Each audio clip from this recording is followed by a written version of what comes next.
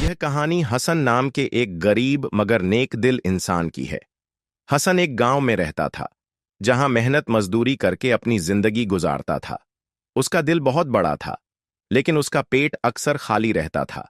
बावजूद इसके, वह हमेशा दूसरों की मदद के लिए तैयार रहता था। उसकी माँ बचपन से उसे सिखाती आई थी कि सच्चा इंसान वही होता है जो दूसरों के लिए जिए, और अल्लाह ऐसे इंसानों को कभी बेसहारा नहीं छोड़ता। एक दिन हसन ने सुना कि पास के शहर में अच्छा काम मिल सकता है। वह कई दिनों से भूखा था, लेकिन उसे उम्मीद थी कि शहर में जाकर कुछ कमा सकेगा। उसकी माँ ने उसे एक रोटी और थोड़ा सा पानी दिया और दुआएं देते हुए कहा, बेटा, जो कुछ भी मिले उसे सब्र और शुक्र के साथ कबूल करना, और अगर किसी को जरूरत हो तो बांटने से मत हिचकना। हसन यह बातें दिल में बसाकर सफर पर निकल पड़ा। रास्ता लंबा और कठिन था। वह धूप में पैदल ही चल रहा था, क्योंकि उसके पास सवारी के लिए पैसे नहीं थे। लेकिन उसे यकीन था कि अल्लाह उसकी मदद करेगा। कुछ दूर चलने के बाद उसे एक बूढ़ा आदमी मिला, जो बहुत थका और भूखा लग रहा था। उसके कपड़े मैले थे और वह किसी पेड़ के नीचे बैठा हाँफ रहा था। हसन ने सोचा, क्या मैं इसे अपनी रोटी का एक टुकड़ा दे दूं? लेकिन फिर मैं खुद क्या खाऊंगा? पर उसे अपनी मां की बात याद आई, जो कुछ मिले उसे दूसरों के साथ बांटने से मत हिचकना। हसन ने बूढ़े आदमी के पास जाकर कहा, बाबा, क्या आप बहुत भूखे हैं? बूढ़े आदमी ने आंखें खोलीं और कमजोर आवाज में कहा, बेटा, मैं 2 दिन से भूखा हूं। अगर तुम्हारे पास कुछ हो तो अल्लाह के नाम पर दे दो। हसन ने बिना सोचे समझे अपनी आधी रोटी उसे दे दी। बूढ़े आदमी ने उसे दुआएं दीं और कहा, बेटा, अल्लाह तुम्हें इसका बड़ा इनाम देगा। अब हसन के पास बस आधी रोटी बची थी। उसे चिंता तो हुई, लेकिन उसे भरोसा था कि अल्लाह उसकी मदद करेगा। रात होने को आई थी और हसन को कोई ऐसी जगह नहीं मिली जहां वह आराम कर सके। चारों ओर जंगल था और दूर दूर तक इंसानों की कोई आहट नहीं थी। थकान और भूख ने उसे कमजोर कर दिया था, लेकिन उसे अपनी मां की दी गई सीख याद थी, सब्र करो, अल्लाह तुम्हारे साथ है। में से थोड़ा सा खाकर सोने की कोशिश की, मगर जब आंख बंद की तो उसे दूर कहीं से किसी के कराहने की आवाज आई। हसन ने सोचा, क्या यह मेरी कल्पना है या कोई सच में मुसीबत में है? आवाज धीमी लेकिन दर्द से भरी हुई थी। हसन के दिल में डर था, लेकिन उसका दिल गवाही दे रहा था कि उसे देखना चाहिए।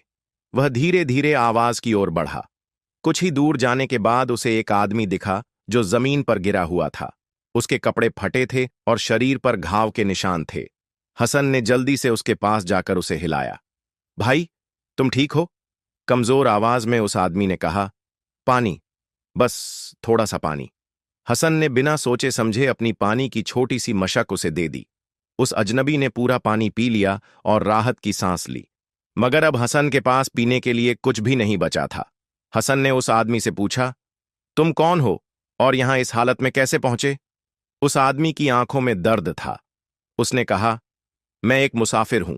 लुटेरों ने मुझे घेर लिया, मेरा सामान छीन लिया और मुझे घायल छोड़ दिया। अगर तुम नहीं आते तो शायद मैं यहां मर जाता। हसन ने उसकी हालत देखी। वह बुरी तरह घायल था, लेकिन इस सुनसान जगह में कोई मदद मिलना मुश्किल था। हसन ने अपनी आधी बची हुई रोटी उसे दे दी। अब हसन के पास खाने और पीने के लिए कुछ भी नहीं था। सुबह होने लगी थी। अजनबी ने हसन का शुक्रिया अदा किया और कहा, भाई, मैं तुम्हारा यह एहसान कभी नहीं भूलूंगा। अल्लाह तुम्हें इसका इनाम देगा। हसन मुस्कुराया, मगर अंदर से वह चिंतित था। अब उसके पास न रोटी थी न पानी। रास्ता लंबा था और शहर अभी भी बहुत दूर था।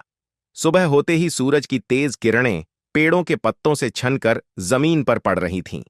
हल्की ठंडी हवा चल रही थी, मगर हसन के लिए यह हवा कोई राहत नहीं थी। उसका शरीर भूख और प्यास से कमजोर हो चुका था।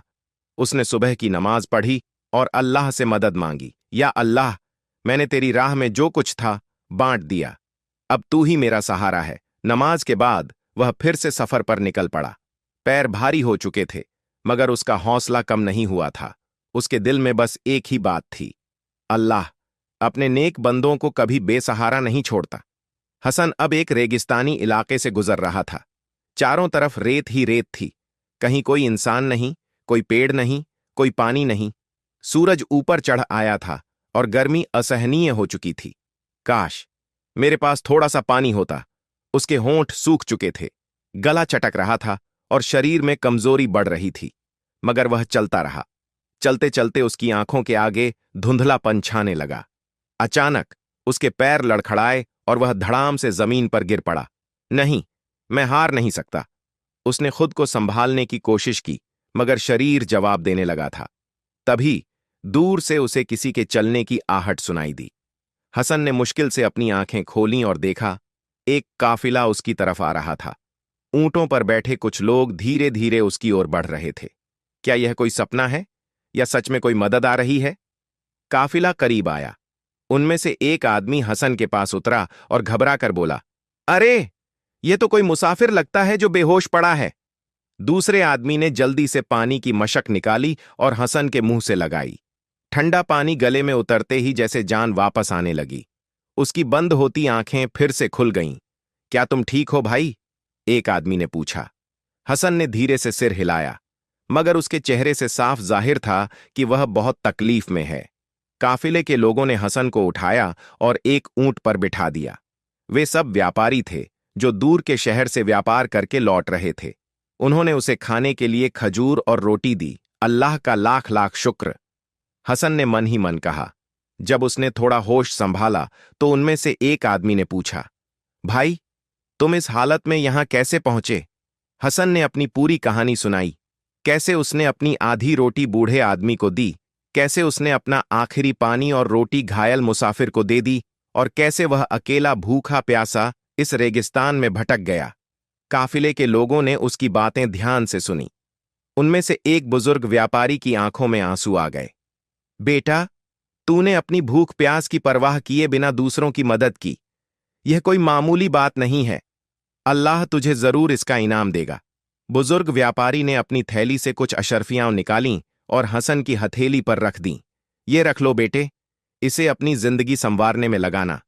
हसन ने उन अशर्फियों को देखा, फिर बुजुर्ग की ओर देखा। लेकिन मैं इसे कैसे ले सकता हूं? मैंने तो कुछ भी नहीं किया। बुजुर्ग हंस पड़े। बेटा, अल्लाह ने तेरी भलाई का यह सिला दिया है।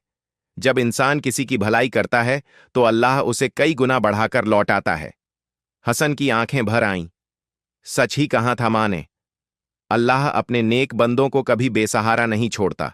अब हसन के पास खाना था, पानी था और आगे बढ़ने की हिम्मत भी थी, मगर उसकी जिंदगी की असली परीक्षा अभी बाकी थी। हसन अब काफिले के साथ धीरे धीरे शहर की ओर बढ़ रहा था। ऊंट की पीठ पर बैठा उसने दूर से ही उस बड़े शहर की झलक देखी। ऊंची ऊंची इमारतें, बाजारों में लोगों की चहल पहल और मस्जिदों से आती अजान की दिल को सुकून देने वाली आवाज। क्या यही वो जगह है जहां मेरी तकदीर बदलेगी? शहर के दरवाजे के पास पहुंचते ही काफिले के लोग एक दूसरे से अलविदा कहने लगे। हसन भी ऊंट से उतरा और बुजुर्ग व्यापारी के पास पहुंचा। चाचा, आपने मेरी बहुत मदद की। मैं आपका यह एहसान कभी नहीं भूलूंगा। बुजुर्ग मुस्कुराए और हसन के सिर पर हाथ फेरते हुए बोले, बेटा, जब तुम किसी और की मदद करोगे तो समझना कि तुमने मेरा कर्ज उतार दिया। अल्लाह तुम्हें कामयाबी दे। हसन ने आंखों में नमी के साथ उन्हें विदा किया और शहर की ओर बढ़ गया। गांव में पला बढ़ा हसन इस बड़े शहर की रौनक देखकर चकित था। सड़कों पर तरह तरह के लोग थे, कुछ अमीर जो रेशमी कपड़ों में इत्र लगाए घूम रहे थे और कुछ गरीब जो एक एक दाने के लिए तरस रहे थे। क्या इस भीड़ में कोई ऐसा मिलेगा जो मुझे काम देगा? हसन ने सोचा और एक बड़े बाजार में चला गया। वहां सुनार, बढ़ई, कपड़े बेचने वाले और मसाले वाले दुकानदार बैठे थे। हर तरफ खरीदारों की आवाजें गूंज रही थीं। हसन ने सबसे पहले एक बढ़ई की दुकान पर जाकर पूछा, क्या आपके यहां कोई काम मिल सकता है? बढ़ई ने उसे ऊपर से नीचे तक देखा और मुंह फेर लिया। हमें मजदूर चाहिए, मांगने वाले नहीं। हसन को यह जवाब सुनकर धक्का लगा, मगर उसने हिम्मत नहीं हारी। उसने एक मसाले वाले की दुकान पर जाकर पूछा, हजरत, क्या आपको किसी मददगार की जरूरत है? मसाले वाले ने हसन के मैले कपड़े देखकर नाक चढ़ाई और कहा, पहले अपने रहने का ठिकाना बना लो, फिर काम मांगना। हर जगह से उसे इनकार ही मिला। लोग या तो उसे नजरअंदाज कर देते या फिर हिकारत से देखते। क्या यह शहर सिर्फ अमीरों के लिए बना है? हसन के दिल में मायूसी घर करने लगी, मगर उसने खुद को संभाला। अल्लाह ने मुझे यहां तक पहुंचाया है तो जरूर मेरी मदद भी करेगा। शाम होने लगी थी। हसन की जेब में अशरफियां थीं, मगर उसने उन्हें खर्च नहीं किया था। वह चाहता था कि जब तक कोई ठिकाना और रोजगार न मिल जाए वह इस पैसे को हाथ न लगाए, मगर अब भूख ने उसे कमजोर करना शुरू कर दिया था। वह एक तंदूर के पास रुका, जहां गर्म रोटियों की खुशबू उसकी भूख को और तेज कर रही थी। भाई, एक रोटी कितने की है? उसने दुकानदार से पूछा। 2 अशरफियां। 2 अशरफियां? इतने में तो मैं 3 दिन खाना खा सकता हूं। हसन को समझ में आ गया कि यह शहर उतना भी रहमदिल नहीं था। उसने सोचा, अगर मैं इसी तरह पैसे खर्च करता रहा तो जल्दी ही खाली हाथ रह जाऊंगा। वह वापस मुड़ा और एक मस्जिद की तरफ चला गया। वहां कुछ फकीर बैठे थे जिन्हें लोग खाना बांट रहे थे। हसन ने एक कोने में बैठकर अल्लाह से दुआ की, या अल्लाह, तुझे मेरे हालात का सबसे ज्यादा इल्म है, मुझे सही रास्ता दिखा। जैसे ही वह मस्जिद से बाहर निकला, एक बच्चा उसके पास आया। उसकी उम्र करीब 10 साल रही होगी और वह गरीब मगर मासूम दिख रहा था। भाई, तुम कौन हो? मैंने तुम्हें पहले कभी यहां नहीं देखा, बच्चे ने पूछा। हसन ने मुस्कुराकर कहा, मैं मुसाफिर हूं, यहां काम की तलाश में आया हूं। बच्चे की आंखें चमक उठीं। क्या तुम ईमानदार हो? अल्हम्दुलिल्लाह, हसन ने जवाब दिया। बच्चे ने झट से उसका हाथ पकड़ लिया। तो मेरे अब्बा के पास चलो, वह एक नेक इंसान है और उन्हें भरोसेमंद आदमी की तलाश है। हसन को यकीन नहीं हो रहा था कि अचानक उसके लिए कोई दरवाजा खुल सकता है। बच्चा उसे एक छोटी मगर साफ सुथरी दुकान के पास ले गया। वहां एक अधेड़ उम्र के आदमी बैठे थे जो बहुत सादगी से लिबास पहने हुए थे। अब्बा, ये हसन भाई हैं, ये ईमानदार हैं और काम की तलाश में हैं। वह आदमी मुस्कुराया और हसन को गौर से देखा। बेटा, तुम्हारा नाम हसन है और तुम काम की तलाश में हो? हसन ने सिर हिलाया। अच्छा, एक बात बताओ, अगर तुम्हारे पास बहुत सारा पैसा हो और कोई गरीब तुमसे मदद मांगे तो तुम क्या करोगे? हसन के चेहरे पर हल्की सी मुस्कान आई। जो मेरे पास होगा उसे अल्लाह की राह में दे दूंगा, यही मेरी मां ने सिखाया है। वह आदमी मुस्कुराया और बोला, तो फिर तुम मेरे लिए काम कर सकते हो। कल सुबह से दुकान पर आ जाना। हसन की आंखों में चमक आ गई। सच? हां, मगर एक शर्त है, ईमानदारी और सब्र। यह मेरा वादा है, हसन ने कहा, और पहली बार उसे लगा कि उसकी नेक दिली का असली इनाम उसे मिलने वाला है। हसन, जो कि एक नेक दिल मुसाफिर था, शहर की दहलीज पर पहुंचा, मगर हर जगह उसे मायूसी ही मिली। काम की तलाश में भटकते हुए उसे एक बच्चे से मदद मिली जो उसे अपने पिता के पास ले गया। उस व्यापारी ने हसन को ईमानदारी और सब्र की शर्त पर अपने यहां काम पर रख लिया। अब हसन की जिंदगी एक नई राह पर थी, मगर क्या यह राह आसान थी? सुबह होते ही हसन ने वुजू किया, नमाज पढ़ी और अल्लाह का शुक्र अदा किया। या अल्लाह, तूने मुझे इतने दिनों की मुश्किलों के बाद एक मौका दिया है, मुझे इसमें कामयाब करना। फिर वह जल्दी से दुकान की ओर निकल पड़ा। जब वह दुकान पहुंचा तो उसने देखा कि वही व्यापारी साहब पहले से ही वहां थे और दुकान का सामान ठीक कर रहे थे। उन्होंने हसन को देखकर मुस्कुराते हुए कहा, आ गए बेटा, बहुत बढ़िया, अब से तुम मेरी दुकान पर काम करोगे, मगर याद रखना, ईमानदारी से काम करना ही असली इबादत है। हसन ने सिर झुका लिया। जी हजरत, यह मेरा वादा है। दुकान पर तरह तरह के लोग आ रहे थे। व्यापारी साहब की दुकान सूखे मेवों और मसालों की थी, जो इस शहर की सबसे मशहूर दुकानों में से एक थी। हसन ने देखा कि व्यापारी साहब बहुत नेक इंसान थे। वह कभी भी नाप तोल में धोखा नहीं देते थे और गरीब ग्राहकों को सस्ते में सामान दे देते थे। असली कमाई सिर्फ पैसे से नहीं होती बेटे, बल्कि लोगों की दुआओं से होती है, व्यापारी साहब ने हसन को समझाया। हसन ने भी पूरी लगन से काम करना शुरू कर दिया। वह ग्राहकों से तमीज से बात करता, सामान अच्छे से बांध कर देता और हर चीज का सही हिसाब रखता। धीरे धीरे ग्राहक भी उसे पसंद करने लगे। दोपहर का वक्त था जब एक अमीर आदमी दुकान में दाखिल हुआ। उसने कीमती कपड़े पहने हुए थे और उसकी चाल से लगता था कि वह बहुत घमंडी है। मुझे सबसे अच्छा ज़ाफ़रान चाहिए, उसने अकड़ते हुए कहा। हसन ने अच्छी क्वालिटी का ज़ाफ़रान निकालकर तौला और उसके सामने रख दिया। ये लो हजरत, ये सबसे उम्दा माल है। अमीर आदमी ने ज़ाफ़रान को सूंघा और सिर हिलाया। फिर उसने चारों ओर देखा और धीरे से कहा, अगर तुम इसमें थोड़ा मिलावट कर दो और इसे महंगे दाम पर बेचो तो मैं तुम्हें अच्छा इनाम दूंगा। हसन के चेहरे का रंग बदल गया। माफ कीजिए हजरत, मगर यह हराम है, मैं ऐसा नहीं कर सकता। अरे, यह तो आम बात है, बहुत से दुकानदार ऐसा करते हैं, तुम्हारा मालिक भी यह नहीं देखेगा। उस आदमी ने हसन को लालच देने की कोशिश की, मगर हसन ने दो टूक जवाब दिया, मेरा मालिक देखे या न देखे, मगर अल्लाह सब देखता है, मैं अपनी ईमानदारी नहीं बेच सकता। वह आदमी नाराज होकर दुकान से चला गया। शाम को जब दुकान बंद करने का समय आया तो व्यापारी साहब ने हसन से कहा, बेटा, तुमने बहुत अच्छा काम किया। अब कल से तुम अकेले दुकान संभालोगे, क्योंकि मुझे एक जरूरी सफर पर जाना है। हसन ने चौंक कर पूछा, मैं अकेले? हाँ, मुझे तुम पर पूरा भरोसा है, लेकिन ध्यान रखना, ईमानदारी से काम करना और हर पैसे का सही हिसाब रखना। हसन ने सिर हिलाया। जी हजरत। अगले दिन हसन अकेला दुकान पर था। ग्राहक आते गए और वह ईमानदारी से सबको सामान देता गया। मगर दोपहर में अचानक एक नौकर दुकान में घबराया हुआ आया। यहां के मालिक को बुलाओ, उसने चीखते हुए कहा। क्या हुआ भाई? हसन ने पूछा। तुम्हारी दुकान से चोरी हुई है, कल रात दुकान में से कुछ कीमती सामान गायब हो गया। हसन का दिल धड़क उठा। या अल्लाह, यह क्या हो गया? देखते ही देखते यह खबर पूरे बाजार में फैल गई। कुछ लोग दुकान के पास जमा हो गए। यह लड़का नया है, हो सकता है इसी ने चोरी की हो, किसी ने कहा। हां, इससे पहले तो कभी ऐसा नहीं हुआ, दूसरे ने कहा। हसन को यह सुनकर बहुत दुख हुआ।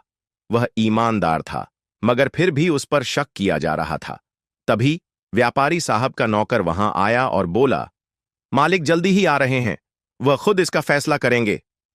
अब हसन के पास सिर्फ एक सहारा था, उसकी सच्चाई और अल्लाह पर भरोसा। बाजार में कोहराम मचा हुआ था। लोग दुकान के सामने इकट्ठे हो गए थे। इस लड़के को देखो, अभी नया आया है और आते ही चोरी शुरू कर दी। जरूर इसी ने दुकान से माल गायब किया होगा। हसन खड़ा सबकी बातें सुन रहा था, मगर उसका जमीर साफ था। उसने किसी चीज को हाथ तक नहीं लगाया था, फिर भी हर नजर शक से उसे ही घूर रही थी। तभी घोड़े पर सवार व्यापारी साहब वहां पहुंचे। उनके चेहरे पर सख्ती थी। क्या हुआ यहां? उन्होंने कड़क आवाज में पूछा। नौकर ने झुककर कहा, मालिक, दुकान से रात में कुछ कीमती सामान गायब हो गया, और क्योंकि कल दुकान पर यह लड़का अकेला था, सबको इसी पर शक है। व्यापारी साहब ने हसन की ओर देखा। बेटा, क्या यह सच है? क्या तुमने चोरी की? हसन की आंखों में आंसू आ गए, मगर उसने सीधा व्यापारी की आंखों में देखा और दृढ़ता से कहा, नहीं हजरत, मैंने अल्लाह को हाजिर नाजिर जानकर कभी भी हराम का एक दाना तक नहीं छुआ। व्यापारी साहब थोड़ी देर तक हसन की आंखों में झांकते रहे। वहां उन्हें डर तो दिखा, मगर झूठ का कोई नामो निशान नहीं था। तुम्हारे पास अपनी बेगुनाही साबित करने का क्या सबूत है? उन्होंने पूछा। हसन ने धीरे से कहा, मेरे पास कोई सबूत नहीं, सिवाय मेरी सच्चाई के, मगर अल्लाह मेरे गवाह हैं, मैंने यह चोरी नहीं की। बाजार में खड़े लोग खुसुर फुसुर करने लगे। अगर सबूत नहीं है तो यह चोर ही होगा। हां, इसे सजा मिलनी चाहिए। कुछ लोगों ने व्यापारी साहब से कहा कि हसन को सजा दी जाए, मगर तभी भीड़ में से एक बूढ़ा आदमी आगे बढ़ा। वह आदमी सफेद दाढ़ी वाला, फटे पुराने कपड़ों में था, मगर उसकी आंखों में अजीब सी चमक थी। रुकिए, किसी को सजा देने से पहले यह तो देखिए कि असली गुनहगार कौन है। सबकी नजरें उस आदमी पर टिक गईं। व्यापारी साहब ने पूछा, तुम कौन हो और तुम ऐसा क्यों कह रहे हो? बूढ़े आदमी ने गहरी सांस ली और कहा, मैं यह नहीं कह सकता कि चोर कौन है, मगर मैं यह जरूर जानता हूं कि यह लड़का चोर नहीं है। हसन की आंखें फटी रह गईं। आपको कैसे यकीन है? बूढ़े आदमी ने मुस्कुराकर कहा, क्योंकि जब कोई आदमी अल्लाह के लिए अपनी आखिरी रोटी तक किसी और को दे सकता है, तो वह किसी का हक कैसे छीन सकता है? यह सुनते ही हसन के रोंगटे खड़े हो गए। यह आदमी कौन है और इसे मेरी वह कहानी कैसे पता? बूढ़े आदमी ने आगे कहा, अगर तुम इस लड़के पर शक कर रहे हो तो पहले सही तरीके से तहकीकात करो। हो सकता है चोरी कहीं और से हुई हो। व्यापारी साहब ने कुछ सोचा और फिर दुकान के नौकरों को बुलाया। तुम लोग बताओ, कल रात दुकान कौन बंद करके गया था? एक नौकर ने झिझकते हुए कहा, हुजूर, वह हमारा नया मजदूर करीम था, और वह अब कहाँ है? सभी इधर उधर देखने लगे, मगर करीम कहीं नहीं दिखा। हुजूर, वह तो आज सुबह से ही दुकान पर नहीं आया। बूढ़े आदमी ने हल्के से मुस्कुरा दिया। तो फिर अब बताइए, असली चोर कौन हो सकता है? यह सुनते ही बाजार में हलचल मच गई। हाँ, वह नौकर तो भाग गया। इस लड़के पर बेकार में शक किया। व्यापारी साहब का चेहरा गंभीर था। उन्होंने हसन के कंधे पर हाथ रखा और कहा, बेटा, मुझे माफ करना। मैंने तुम पर शक करके बहुत बड़ी गलती की। हसन की आंखों में आंसू आ गए। हजरत, मुझे आपका कोई गिला नहीं। मुझे अल्लाह पर भरोसा था और देखिए, उसने मेरी सच्चाई साबित कर दी। इस घटना के बाद हसन की ईमानदारी की चर्चा पूरे बाजार में फैल गई। लोग उसकी इज्जत करने लगे। व्यापारी साहब ने कहा, अब से तुम मेरे नौकर नहीं, बल्कि मेरे साझेदार हो। तुमने साबित कर दिया कि तुम सिर्फ काम करने वाले नहीं, बल्कि भरोसेमंद भी हो। हसन के लिए यह किसी इनाम से कम नहीं था। अल्लाह का शुक्र है, मेरी मेहनत और ईमानदारी रंग लाई। हसन पर चोरी का इल्जाम लगा, मगर अल्लाह ने उसकी सच्चाई साबित कर दी। एक रहस्यमयी बूढ़े आदमी की बातों और व्यापारी साहब की तहकीकात से पता चला कि असली चोर करीम था, जो दुकान से माल लेकर फरार हो गया था। इस घटना के बाद व्यापारी साहब को हसन की ईमानदारी पर पूरा भरोसा हो गया और उन्होंने उसे नौकर से साझेदार बना दिया। लेकिन क्या अब हसन की जिंदगी आसान हो गई थी? अब हसन सिर्फ एक मजदूर नहीं था, बल्कि दुकान का साझेदार था। उसके पास व्यापार संभालने की नई जिम्मेदारियां थीं। व्यापारी साहब ने हसन को बुलाकर कहा, बेटा, अब यह दुकान तुम्हारी भी उतनी ही है जितनी मेरी। मगर याद रखना, एक अच्छा व्यापारी वही होता है जो अपने ग्राहक के साथ नेक दिली और ईमानदारी से पेश आए। हसन ने सिर झुका लिया। जी हजरत, मैं पूरी मेहनत करूंगा। अब हसन का दिन भर का समय दुकान में बीतने लगा।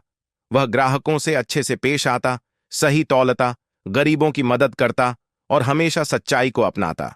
देखते ही देखते दुकान की बरकत बढ़ गई और मुनाफा दोगुना हो गया। एक शाम जब हसन दुकान बंद कर रहा था, उसे वही बूढ़ा आदमी फिर से दिखाई दिया, जो चोरी वाले दिन उसकी बेगुनाही के लिए आगे आया था। हसन ने झट से उसके पास जाकर कहा, बाबा, आप कौन हैं और आपको मेरी वह पुरानी कहानी कैसे पता थी? बूढ़े आदमी ने हल्की मुस्कान के साथ कहा, बेटा, सब्र करो। कुछ बातें वक्त आने पर ही समझ में आती हैं। मगर हसन कुछ पूछना चाहता था, मगर बूढ़े आदमी ने अपना हाथ उठाकर उसे रोक दिया और कहा, जल्द ही तुम्हारी जिंदगी में एक ऐसा मोड़ आएगा जहां तुम्हें अपनी पहचान खुद ढूंढनी होगी। अल्लाह पर भरोसा रखना। यह कहकर वह बूढ़ा आदमी भीड़ में गायब हो गया। हसन सोच में पड़ गया, आखिर यह बूढ़ा कौन है और वह ऐसी बातें क्यों कर रहा है? क्या मेरी जिंदगी में अब भी कोई बड़ा इम्तिहान बाकी है? कुछ दिन बाद की बात थी। एक दिन दुकान में एक अमीर आदमी दाखिल हुआ। उसकी उम्र लगभग 50 साल थी। वह एक लंबा चोगा पहने हुए था और उसके चेहरे पर गम की लकीरें साफ दिखाई दे रही थीं। सलाम बेटा, मुझे कुछ मसाले चाहिए। हसन ने मुस्कुराकर कहा, जी हजरत, कौन कौन से मसाले चाहिए? आदमी ने लिस्ट पकड़ाई और हसन मसाले निकालने लगा। तभी वह आदमी ध्यान से हसन के चेहरे को देखने लगा। बेटा, तुम्हारा नाम क्या है? उसने पूछा। मेरा नाम हसन है। आदमी के चेहरे का रंग उड़ गया। उसकी आंखें फैल गईं और उसने जल्दी से पूछा, तुम्हारे वालिद कौन थे? हसन चौंक गया। मेरे वालिद? मैं नहीं जानता, मैं तो अनाथ हूं। यह सुनते ही उस आदमी की आंखों में आंसू आ गए। नहीं बेटा, तुम अनाथ नहीं हो। हसन के हाथ से मसाले का थैला गिर गया। क्या? आदमी ने भारी आवाज में कहा, बेटा, मैं तुम्हारे वालिद का सबसे पुराना दोस्त हूं। तुम्हारे वालिद बहुत बड़े व्यापारी थे, मगर उन्हें एक साजिश के तहत मार दिया गया था। उसके बाद तुम्हारी मां भी गुजर गईं, मगर तुम्हें मारने की धमकी दी गई थी। इसलिए तुम्हारे घर के नौकर ने तुम्हें शहर से दूर ले जाकर एक अनाथालय में छोड़ दिया। हसन को ऐसा लगा जैसे किसी ने उसके पैरों के नीचे से जमीन खींच ली हो। आप क्या कह रहे हैं? बेटा, तुम एक गरीब अनाथ नहीं हो, तुम एक अमीर खानदान के वारिस हो। तुम्हारा असली घर यहां नहीं, बल्कि एक बड़े महल जैसा हवेली है। बाजार में यह सुनकर कुछ लोग हसन की ओर देखने लगे। हसन की आंखों में आंसू थे। तो क्या मेरी पूरी जिंदगी एक झूठ थी? मैं एक अमीर खानदान का बेटा हूं, मगर मैं तो दर दर की ठोकरें खा रहा था। क्यों मुझे मेरे मां बाप से दूर कर दिया गया? क्या इस नए सच को अपनाना मेरे लिए सही होगा? व्यापारी साहब भी यह सुनकर चौंक गए थे। हसन, अगर यह सच है तो तुम्हें अपना हक लेना चाहिए। मगर हसन उलझन में था। उस रात हसन सो नहीं सका। उसके दिल और दिमाग में अजीब सा संग्राम छिड़ा हुआ था। अगर मैं सच में किसी अमीर खानदान का बेटा हूं तो फिर मुझे यह जिंदगी क्यों मिली? क्यों मुझे इतने साल तक अनाथ समझा गया? अगर यह सच है तो मेरे माँ बाप को किसने मारा था?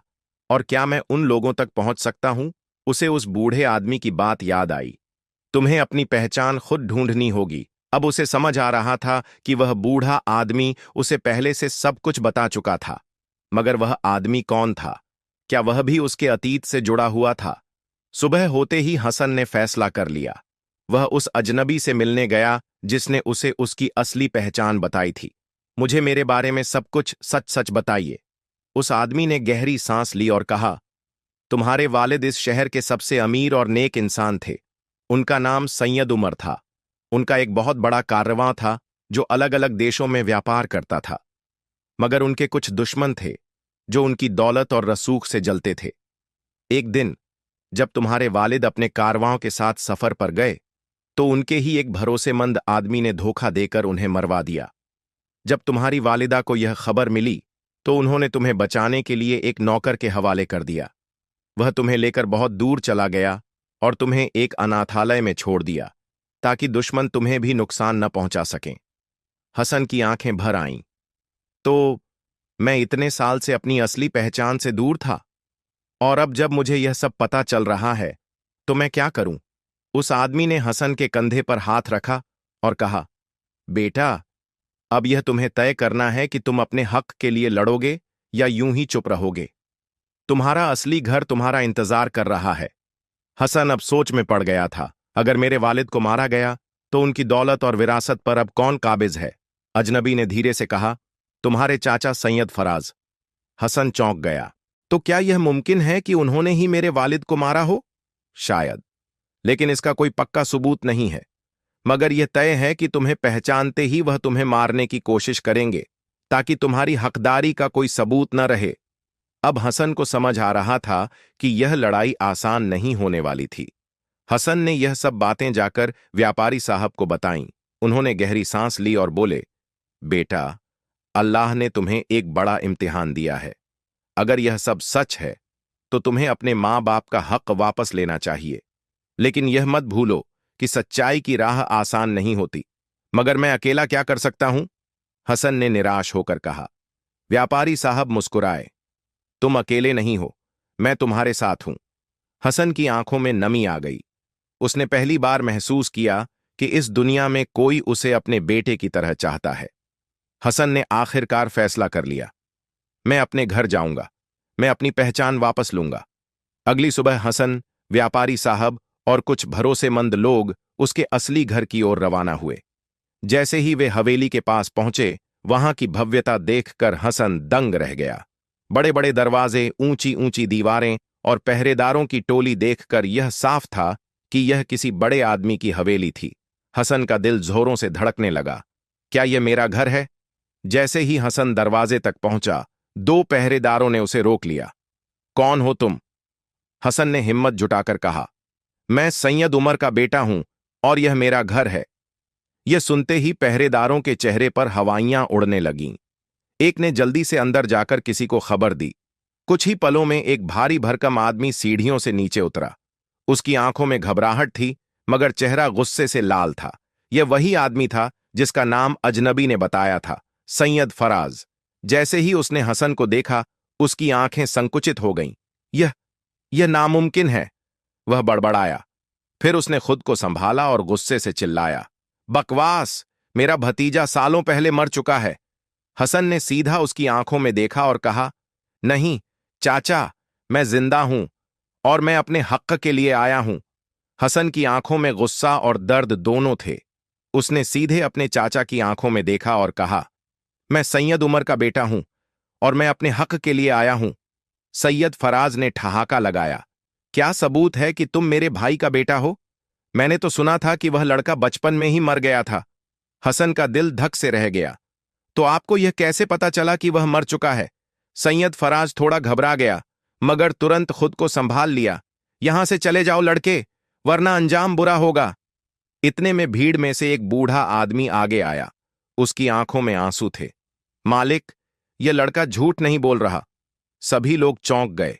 ये लड़का वही बच्चा है जिसे हम सबने सालों पहले इस हवेली में खेलते देखा था। ये सैयद उमर साहब का बेटा हसन ही है। सैयद फराज का चेहरा पीला पड़ गया। खामोश इब्राहिम, वह चिल्लाया। मगर बूढ़ा नौकर रुकने वाला नहीं था। मैंने अपनी आंखों से देखा था कि मालिक की मौत के बाद आप कैसे पूरी दौलत पर कब्जा करना चाहते थे, और जब बेगम साहिबा को इस साजिश का पता चला तो उन्होंने अपने बेटे को बचाने के लिए उसे नौकर के साथ भेज दिया। हसन की आंखों में आंसू आ गए। तो यह सच है। नौकर की गवाही के बाद हवेली के अंदर काम करने वाले बाकी लोग भी फुसफुसाने लगे। अगर यह सच में सैयद उमर का बेटा है तो उसे उसका हक मिलना चाहिए। हां, यह तो जुल्म है। इतने सालों तक उससे उसका हक छीना गया। सैयद फराज को समझ आ गया कि अब हालात उसके काबू से बाहर हो रहे हैं। बस, बहुत हुआ। उसने गुस्से में कहा, यह सब बकवास है। यह लड़का मेरा वारिस नहीं हो सकता। हसन ने अपने चाचा को सीधी चुनौती दी। अगर आपको यकीन नहीं है तो आइए, किसी काजी के पास चलते हैं। वह तय करेंगे कि मैं झूठ बोल रहा हूं या आप। यह सुनकर सैयद फराज थोड़ी देर के लिए चुप हो गया। वह जानता था कि अगर मामला काजी के पास गया तो सच्चाई सामने आ जाएगी। मगर फिर उसने एक चाल चली। ठीक है, अगर तुम सच में मेरे भाई का बेटा हो तो अपने वालिद की कोई निशानी दिखाओ। हसन सोच में पड़ गया। उसके पास ऐसा कोई सबूत नहीं था। मगर तभी व्यापारी साहब आगे आए। सैयद फराज, अगर यह लड़का झूठा होता तो इतने सालों तक इसकी परवरिश करने वाले लोग इसे पहचानते क्यों? यह सब तुम लोगों की चाल है। फराज चीखा। तभी हवेली के एक कोने से एक कमजोर सी आवाज आई, हसन। सभी ने मुड़कर देखा। एक बुजुर्ग औरत को दो नौकर सहारा देकर ला रहे थे। उनकी हालत बहुत खराब थी। उनकी आंखों में आंसू थे। अम्मी, हसन चिल्लाया। वह दौड़कर उनके पैरों में गिर पड़ा। तुम जिंदा हो? बुजुर्ग औरत ने हसन के सिर पर हाथ फेरा। हां बेटा, अल्लाह ने मुझे जिंदा रखा ताकि मैं तुझे तेरा हक दिलवा सकूं। सैयद फराज के चेहरे का रंग उड़ गया। यह नामुमकिन है। बुजुर्ग औरत ने कांपती आवाज में कहा, मैंने अपने बेटे को बचाने के लिए उसे नौकर के साथ भेजा था, मगर मैं खुद को नहीं बचा पाई। तुम्हारे चाचा ने मुझे जहर देकर मारने की कोशिश की, मगर अल्लाह ने मुझे बचा लिया। आज तक मैं इस हवेली के एक अंधेरे कोने में कैद थी, मगर अल्लाह की मर्जी थी कि आज मैं सबके सामने आऊं। हसन की आंखों से आंसू बहने लगे। तो यह सच है, मेरे वालिद की हत्या हुई थी और मेरे चाचा ही इसके जिम्मेदार थे। अब भीड़ पूरी तरह हसन के पक्ष में थी। सैयद फराज को सजा मिलनी चाहिए। हसन को उसका हक मिलना चाहिए। तभी काजी साहब भी वहां आ गए, जिन्हें किसी ने खबर दे दी थी। उन्होंने सैयद फराज को घूर कर देखा। अब सबूत की कोई कमी नहीं है। सैयद फराज, तुम पर अपने भाई की हत्या और उसके बेटे को बेघर करने का आरोप सिद्ध हो चुका है। अब तुम्हें सजा मिलेगी। सैनिकों ने फराज को पकड़ लिया। नहीं, मुझे छोड़ दो, ये सब झूठ है। मगर अब उसकी एक नहीं सुनी गई। काजी ने ऐलान किया कि हसन ही इस हवेली और पूरी संपत्ति का असली मालिक है। व्यापारी साहब ने हसन के कंधे पर हाथ रखा और कहा, बेटा, अल्लाह ने तुझे तेरा हक लौटा दिया, मगर याद रखना, असली इंसाफ तभी होगा जब तू अपने वालिद की तरह नेक बनेगा। हसन ने आंसू पोंछे और कहा, जी हजरत, मैं अपने वालिद की तरह नेक और ईमानदार बनूंगा। यह दौलत अब गरीबों की मदद के लिए भी काम आएगी। मगर अब सवाल यह था, क्या हसन अपने नए जीवन में अपनी नेक दिली और ईमानदारी बरकरार रख पाएगा? क्या वह इस दौलत का सही इस्तेमाल करेगा या इसे खो देगा? अचानक मिली दौलत और जिम्मेदारियां हसन को अब एक नई जिंदगी मिली थी। हवेली के भव्य दरवाजे उसके लिए खुल चुके थे। नौकर चाकर अब उसे मालिक कहकर पुकारने लगे। वह जिस बाजार में कल तक एक मामूली इंसान की तरह घूमता था, वहां अब लोग उसे झुककर सलाम कर रहे थे। मगर यह सब हसन को अच्छा नहीं लग रहा था। ये वही लोग हैं जो कल तक मेरी तरफ देखते भी नहीं थे, और आज यह मेरे आगे पीछे घूम रहे हैं। वह सोचने लगा कि क्या दौलत सच में इंसान की पहचान बदल देती है? उसने व्यापारी साहब से पूछा, मुझे समझ नहीं आ रहा कि मैं इस दौलत का क्या करूं। व्यापारी साहब मुस्कुराए, बेटा, अल्लाह ने तुझे आजमाने के लिए यह दौलत दी है। यह देखना चाहता है कि तू इसे अपने लिए इस्तेमाल करेगा या दूसरों की भलाई के लिए। हसन को यह बात दिल तक लगी। मैं इस दौलत का इस्तेमाल नेक कामों के लिए करूंगा। यह दौलत अब सिर्फ मेरी नहीं, बल्कि उन गरीबों की भी है जो भूखे सोते हैं। हसन ने सबसे पहला काम यह किया कि अपने पिता के नाम से एक सदका खाना यानी लंगर शुरू किया, जहां हर भूखे को खाना मिलता। किसी को भी इस जगह से भूखा वापस नहीं जाना चाहिए। हर दिन सैकड़ों गरीब लोग वहां आते और खाना खाते। लोगों को यकीन ही नहीं हो रहा था कि वही हसन, जो कल तक खुद भूखा सोता था, आज दूसरों का पेट भर रहा था। हसन ने अपनी पुरानी जिंदगी को नहीं भुलाया। वह कभी कभी बाजार जाता, उसी जगह पर बैठता जहां वह पहले मजदूरी करता था। एक दिन उसने देखा कि एक गरीब बच्चा नंगे पैर घूम रहा था। हसन ने उसे अपने पास बुलाया और अपने जूते उतारकर उसके पैरों में पहना दिए। लोग हैरान थे। मालिक, आप खुद अपने जूते क्यों दे रहे हैं? हसन मुस्कुराया। क्योंकि मैं जानता हूं नंगे पैर घूमने का दर्द क्या होता है। हसन अब पूरे शहर में मशहूर हो गया था। लोग उसकी ईमानदारी और इंसाफ के लिए उसकी इज्जत करने लगे। उसने अपने वालिद के पुराने व्यापार को फिर से शुरू किया, मगर इस बार उसने यह तय किया कि उसमें कोई धोखा या बेईमानी न हो। वह खुद कारोबार की निगरानी करता और मजदूरों को बराबरी की तरह सम्मान देता।